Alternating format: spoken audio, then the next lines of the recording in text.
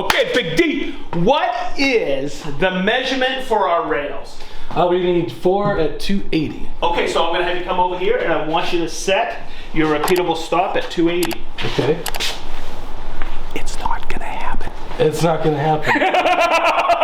Because I have 285 is as far as I can go. Okay, so this is where everybody gets clogged in the head on this.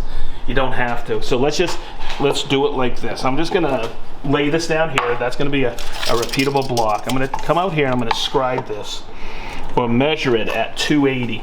Okay. Okay, 200, 280, and I'll make my mark right here. Okay, got it? Got it. Okay, so you have a laser here. You can use a laser for lineup. Okay, you can bring it right in. I want you to see how that laser rides right up on the blade. I have this tuned in perfectly. Mm-hmm. Okay, so there's my 280, but you could go just like this and have your laser right on there, which it is. Okay, now, the other thing is we don't have 280 like you said here, but what I'll do is I'll take this. It's all about repeatability. I know that's going to be 280, but now I have a repeatable stop. I just extended the stop awesome. in. Okay, so there you go, and we'll cut some 280, baby. Woo!